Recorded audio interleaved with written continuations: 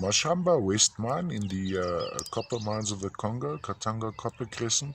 Solid mass of malachite as a matrix.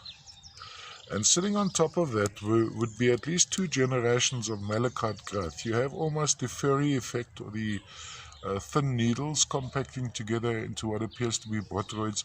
Sitting on top of that, some crystalline material could very well be the primary malachite in crystalline form, which has separated itself from the underlying malachite. Also, some of the crust underneath would be the primary malachite.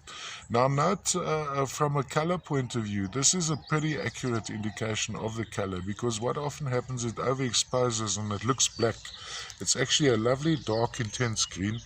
Little cavity on the side of the specimen. This particular malachite doesn't have a patterning on the cross section, which is also quite interesting. I found the ones from Mashamba West don't often have or the ones I've encountered don't have the patterning.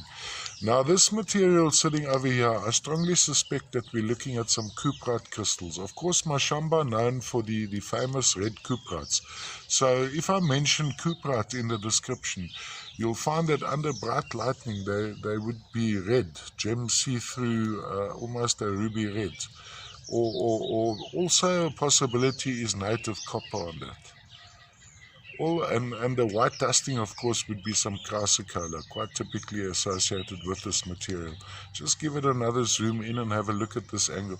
So this would be of interest from a collector's point of view, whereas this is actually quite aesthetic, quite pretty. Lovely piece. Size-wise, half a hand size, so a good size too.